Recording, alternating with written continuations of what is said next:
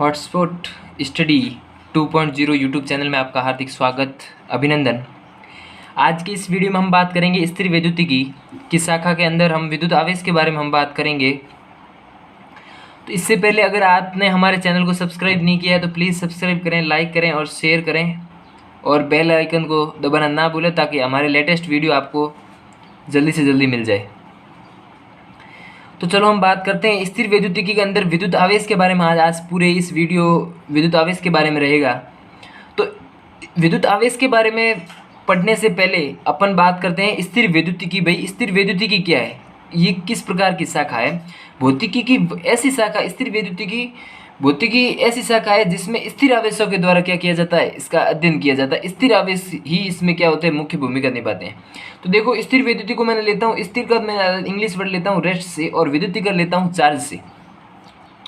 तो मतलब रेस्ट का मीन हो गया स्थिर और वैद्युतिक को मैं लेता हूँ चार्ज मतलब आवेश से। तो मतलब कह सकता हूँ कि स्थिर आवेश के कारण जो चीज़ें उत्पन्न होती है उसका हम अध्ययन करते हैं। किसमें?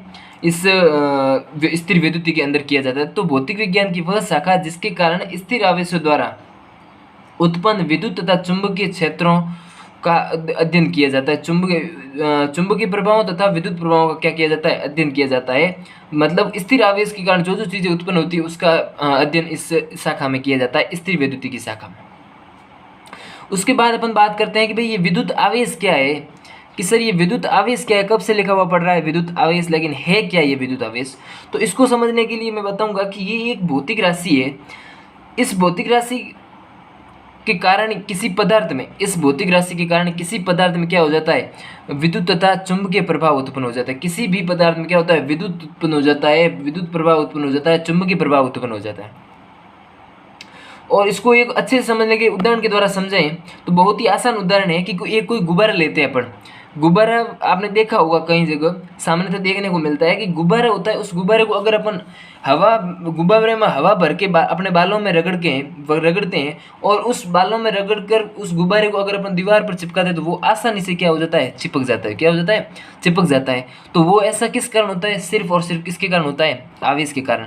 दूसरा उदाहरण ले अपन कि एक कंघी को बालों में रगड़कर जो बाल सवारने के लिए जो कंघी आती है उस कंघी को बालों में रगड़कर अगर कागज़ के छोटे छोटे टुकड़ों के पास ले जाएंगे तो वो कागज़ के टुकड़े उसको क्या करेंगे, आकर्षित करेंगे। क्या करेंगे? आकर्षित करेंगे। तो ये किस कारण होता है? ये भी क्या होता है, सिर्फ और सिर्फ किसके कारण होता है? विद्युत आवेश के कारण होता है। सिर्फ और सिर्फ किसके कारण होता है? विद्युत आवेश के बारे में।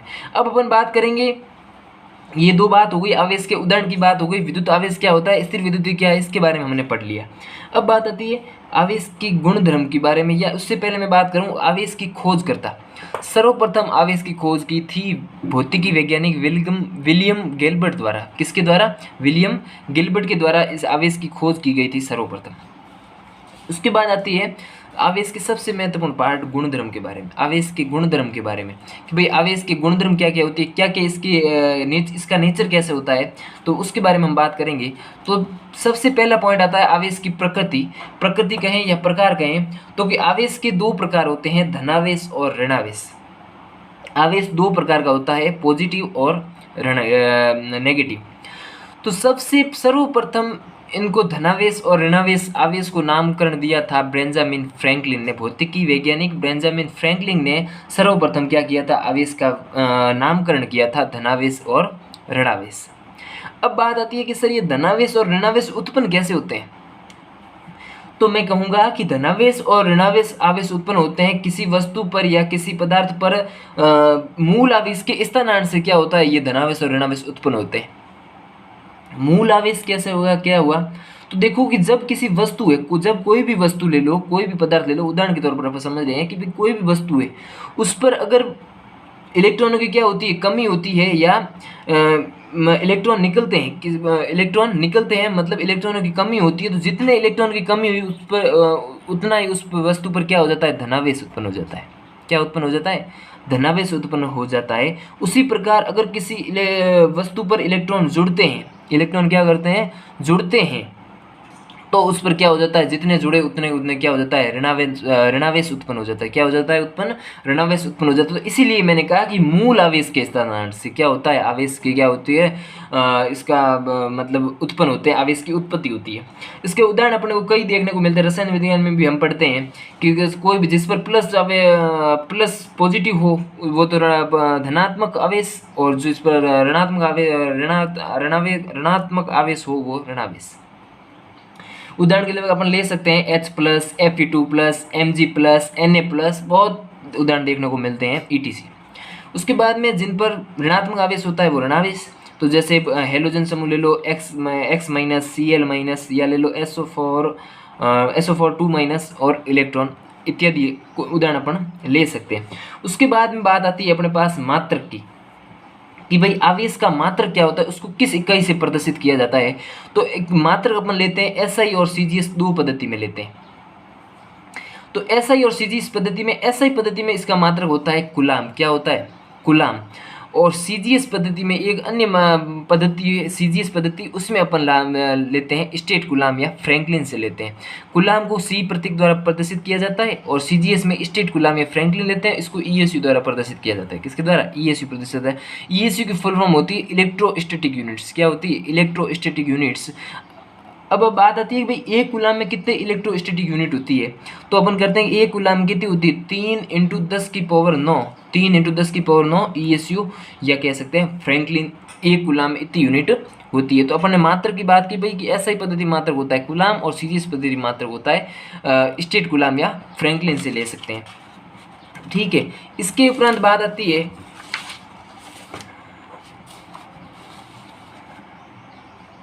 अपन बात करते हैं आवेश के गुणधर्म की। तो सबसे पहले अपन बात करते हैं कि आवेश राशि कैसी है, अदिश राशि है या सदिश राशि है, इसकी ये दिशा पर निर्भर करता है या नहीं करता है। तो अपन कहेंगे कि आवेश दिशा पर निर्भर नहीं करता, दिशा पर निर्भर नहीं करता। ठीक है, आवेश दिशा पर निर्भर नहीं करता। ये एक कैसी राशि होती है, अदिश राशि होती है। किस प्रकार की राशि होती है, अदिश राशि होती है। इसके बाद में अपन बात करेंगे कि आवेश संयोजकता का गुण दर्शाता है। किसका गुण दर्शाता है, संयोजकता का गुण दर्शाता है। संयोजकता का गुण होगा मतलब ये ऐड होने की प्रवृत्ति रखता है, मतलब योज्य का गुण, योज्यात्मक गुण रखता है, योगात्मक गुण रखता है। कैसा गुण रखता है, योगात्मक गुण रखता है। इसको मैं एक उदाहरण के द्वारा समझाऊं सिंपली। तो मैंने कह दिया कि एक पिंड पर पिंड है A, जिस पर पॉजिटिव आवेश कितना दे दिया मैंने, दे दिया, जैसे माना कि दे दिया मैंने +4 कूलाम आवेश। इस पिंड A पर कितना आवेश है, +4 कूलाम आवेश। दूसरा पिंड है B, उस पर आवेश है ऋणात्मक आवेश। ठीक है, और उस पर मैंने कह दिया, माना कि इस पर आवेश है अपने -2 कूलाम। कितना आवेश हो गया, -2 कूलाम इस पर आवेश है। कैसा आवेश है, ऋण आवेश। अब अपन को पूछ ले कि इस संपूर्ण निकाय पर टोटल आवेश कितना है, कितना है टोटल आवेश कितना है। तो सीधा सीधा अपन को सिंपली काउंट करना है, +4 कूलाम -2 कूलाम बराबर कितने हो गए, +2 कूलाम। तो इस कहेंगे इस पूरे संपूर्ण निकाय पर आवेश है कितना है, 2 कूलाम आवेश है। अपन को पता है कि आवेश होता है वो क्या रखता है, संयोजकता का गुण रखता है, ऐड होने की प्रवृत्ति रखता है। अब बात आती है अगले पॉइंट की। तो अगला पॉइंट आता है कि आवेश संरक्षित रहता है। क्या रहता है, संरक्षित होता है। आवेश संरक्षण नियम का पालन करता है, चित रहता है। संरक्षित का मतलब हो गया नियत से लेते हैं, कांस्टेंट से, कि भाई आवेश कांस्टेंट रहता है, नियत रहता है। आवेश संरक्षण का नियम ये कहता है कि आवेश को न तो उत्पन्न किया जा सकता है न ही नष्ट किया जा सकता है। इसे एक रूप से दूसरे रूप में क्या किया जा सकता है, रूपांतरित किया जा सकता है। तो जैसे कहते हैं कि आवेश एक बॉडी से दूसरी बॉडी में ट्रांसफर हो सकता है, लेकिन उसमें उत्पन्न नहीं हो सकता, न इसका लॉस हो सकता है। ठीक है, तो इसको एक कैसे समझ सकते हैं, तो एक उदाहरण के द्वारा अपन समझते हैं कि भाई आवेश क्या होता है, वो नियत रहता है किसी भी परिस्थिति में। अभिक्रिया के पहले नियत और अभिक्रिया के पश्चात नियत। इसमें कई अपन आवेश संरक्षण में अपन लेते हैं, नाभिकीय अभिक्रियाओं में भी आवेश संरक्षण का अपन को उदाहरण मिलता है, रेडियो एक्टिविटी में भी अपन इसका उदाहरण मिलता है। तो अपन लेते हैं, जैसे एक उदाहरण मैंने आपको मॉरली उदाहरण लेके समझाऊँ, एक उदाहरण लेके। तो जैसे मैंने कहा कि एक पिंड है ए, उस पर पॉजिटिव आवेश, ठीक है। एक पिंड है ए जिस पर आवेश है पॉजिटिव, और दूसरा पिंड हो गया अपने ले लिया एक बी पिंड, और उस पर भी पॉजिटिव आवेश दे रखा है मैंने। तो इस पर तो मैंने आवेश दे दिया 4 कूलाम, ठीक है, और इस पर आवेश दे दिया मैंने 6 कूलाम। माना कि कोई भी दे सकते हो, अपन उदाहरण की तरफ ले रहे हैं कि भाई 6 कूलाम ले लिया, इसका तो आवेश, इसका ले लिया 6 कूलाम। अब ये दोनों रिएक्शन करके वापस ये संपूर्ण निकाय पर तो कितना हो गया अपने पास, संपूर्ण निकाय पर अपन कहेंगे कि अपने पास हो गया 10 कूलाम आवेश। कितना आवेश हो गया, 10 कूलाम आवेश हो गया। अब अपन बात करेंगे कि भाई ये अभिक्रिया के पश्चात ये पिंड ए, ये पिंड बी, तो इस पर तो मैंने कह दिया कि यहाँ पर आवेश आ गया 5 कूलाम। कितना आ गया 5 कूलाम। अब अपन को प्रश्न में पूछ रहा है 5 कूलाम आवेश आ गया किस पर, ये पिंड ए पर, पॉजिटिव आवेश इस पर आ गया। अब अपन को पूछ रहा है कि पिंड बी पर कितना आवेश आएगा, कितना आवेश आएगा। तो अपन को पता है कि आवेश होता है वो संरक्षण का गुण रखता है। किसका गुण रखता है, संरक्षण का गुण रखता है। तो मैंने मान लिया इसको, मान निकालने के लिए अपन को पता है, इसको मैंने मान लिया कि इस पर कितना आवेश हो गया, x आवेश हो गया, और टोटल आवेश अपन को पता है कितना है, 10 कूलाम है। तो 5 + x बराबर कितना हो गया, 10। 5 + x बराबर कितना हो गया, 10। तो मैं कहूँगा 5 + x बराबर 10, तो x बराबर मेरे पास आ जाएगा 5 कूलाम। कितना आ जाएगा, 5 कूलाम। तो कहूँगा कि मैं पिंड बी पर कितना आ गया, 5 कूलाम आवेश आ गया। कितना आवेश आ गया, 5 कूलाम आवेश होता है। मतलब आवेश है वो किसका गुण रखता है, संरक्षण का गुण रखता है। इस उदाहरण से आपको आराम से समझ में आ गया होगा। उसके बाद में आती है कि आवेश हमेशा कभी भी गति पर निर्भर नहीं करेगा। आवेश कभी भी क्या होगा, गति पर निर्भर नहीं करेगा। आवेश गति पर निर्भर नहीं करता है, आवेश गति पर निर्भर नहीं करता।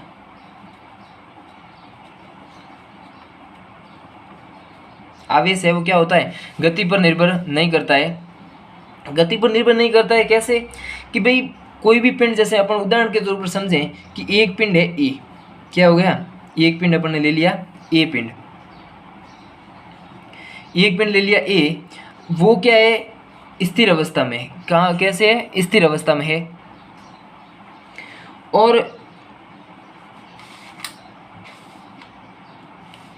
स्थिर अवस्था में है, और इस पर आवेश है वो कितना है, +q आवेश है। कितना आवेश है, +q आवेश है। अब +q आवेश है और इसका वेग कितना है, 0। स्थिर अवस्था में है मतलब क्या है, 0 है। स्थिर अवस्था में है मतलब 0 है। थोड़ी देर, कुछ समय पश्चात ये पिंड v वेग से गति करने लग जाता है।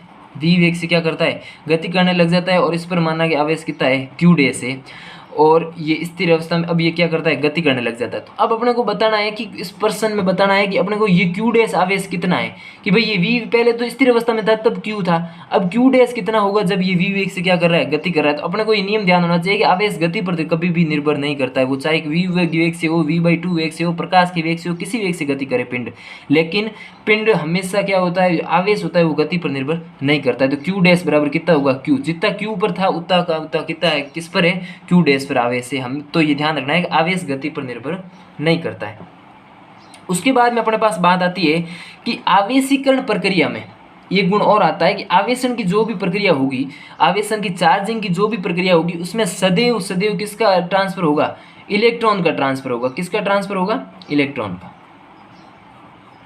किसका ट्रांसफर होता है, हमेशा इलेक्ट्रॉन का। ऐसा क्यों होता है कि जैसे अपन लेते हैं कि कोई परमाणु है, परमाणु के अंदर केंद्र में नाभिक है, इस नाभिक में प्रोटॉन प्लस न्यूट्रॉन, अपने पास क्या है, प्रोटॉन प्लस न्यूट्रॉन है। अब इस नाभिक के चारों ओर क्या करते हैं, इलेक्ट्रॉन चक्कर लगा रहे हैं। क्या चक्कर लगा रहे हैं, इलेक्ट्रॉन चक्कर लगा रहे हैं। अपन बता दिया अपन ने भाई इलेक्ट्रॉन ये क्या कर रहे हैं, चक्कर लगा रहे हैं। क्या चक्कर लगा रहे हैं, तो अब कहेंगे कि इलेक्ट्रॉन चारों ओर चक्कर लगा रहे हैं, तो आप भी देखो समझ में आ रहा होगा आपको कि भाई इलेक्ट्रॉन को निकालना क्या होता है, आसान होता है, और नाभिक में से प्रोटॉन को निकालना क्या होता है, मुश्किल होता है। ये इलेक्ट्रॉन चारों ओर चक्कर लगा रहा है, तो इसको इलेक्ट्रॉन को मुक्त करना क्या होता है, आसान होता है। इसलिए क्या होता है कि इलेक्ट्रॉन चार्जिंग प्रक्रिया में, आवेशीकरण की प्रक्रिया में हमेशा क्या होता है, इलेक्ट्रॉन का ट्रांसफर होता है। हमेशा इलेक्ट्रॉन का ट्रांसफर होता है, प्रोटॉन का कभी भी नहीं होता है। इसके बाद में आता है एक पॉइंट और कि भाई आवेश क्वांटीकृत होता है। क्या होता है, आवेश हमेशा क्वांटीकृत होता है, क्वांटीकृत होता है। क्वांटीकृत का क्या तात्पर्य है, तो क्वांटीकृत का तात्पर्य अपन लेते हैं, सबसे पहले अपन बात करनी होगी कि आवेश होता है वो क्वांटीकृत होता है। तो इसमें क्वांटम क्या है, क्वांटा क्या है, आवेश के क्वांटीकरण से क्या मतलब है। क्वांटीकरण से क्या मतलब है। तो आवेश के क्वांटीकरण से मतलब से समझने के पहले मैं आपको बताना चाहूँगा कि क्वांटम क्या है, क्वांटा क्या है। क्वांटा, तो क्वांटा क्या है, एक छोटा सा छोटा कण है। क्वांटा को अपन लेते हैं, एक छोटे से छोटे कण को लेते हैं, ठीक है। अब जैसे उदाहरण के रूप में आपको समझाऊँ तो उसको आपको आसानी समझ में आएगी। जो भारतीय मुद्रा है उसमें 1 रुपया, 1 रुपीज होगा ना, वो क्या होगा, भारतीय मुद्रा की क्या होगा, क्वांटा होगा। क्या होगा, क्वांटा होगा। मतलब जो मुद्रा है अपने पास 1000, मतलब 2000, 5000, 10,000, कितनी भी मुद्रा हो, उसमें अपने सबसे छोटा से छोटा रुपया 1 रुपया है। कितना है, 1 रुपया। तो ये क्या हो गई, अपने भारतीय मुद्रा की क्या हो गई, क्वांटा हो गया। 1 रुपया भारतीय मुद्रा का क्या हो गया, क्वांटा हो गया। तो आपको समझ में आ जाएगा कि मतलब सबसे छोटे से छोटा कण क्या होता है, क्वांटा। अब बात आती है आवेश के क्वांटीकरण से। तो इसको एक उदाहरण के द्वारा समझते हैं कि भाई ये कोई पिंड है ए, इस पर आवेश है पॉजिटिव, ठीक है। अब इस पर इलेक्ट्रॉन का क्या होता है, आवेशीकरण में इलेक्ट्रॉन का आदान प्रदान होता है। एक ऐसी छोटी से छोटी राशि जिससे क्या होता है, इलेक्ट्रॉन का क्या होता है, आदान प्रदान होता है। ये कोई पिंड है, इस पर इलेक्ट्रॉन का क्या होता है, आदान प्रदान होता है, आवेश है। इस पर क्या होता है, इलेक्ट्रॉन का आदान प्रदान होता है। वो किसके कारण होता है, सिर्फ और सिर्फ क्या होता है, इलेक्ट्रॉन आवेश के कारण होता है। किसके कारण होता है, इलेक्ट्रॉन आवेश। इलेक्ट्रॉन आवेश को प्रदर्शित करने के लिए एक इलेक्ट्रॉन बराबर अपन लेते हैं 1.6 × 10⁻⁻⁻ क्या होता है, माइनस का 19 कूलम। क्या होता है, 1.6 × 10⁻⁻⁻⁻ कूलम। वो एक इलेक्ट्रॉन का छोटा से छोटा भाग है, इसलिए तो अपन ने कहा आवेश के क्वांटीकरण से मतलब एक इलेक्ट्रॉन बराबर 1.6 × 10⁻⁻⁻19। इलेक्ट्रॉन आदान प्रदान में किसकी महत्वपूर्ण भूमिका होती है, इलेक्ट्रॉन आवेश की प्रक्रिया होती है। तो ये आवेश बराबर 1 बराबर ई हो गया। अब ये आदान प्रदान कितनी बार हो रहा है, n बराबर हो रहा है। कितनी बार हो रहा है, n बराबर हो रहा है। तो मैं यहाँ पे फॉर्मूला निकल के आ गया Q बराबर n। तो एक आवेश के क्वांटीकरण में एक महत्वपूर्ण फॉर्मूला यही आता है, Q बराबर n।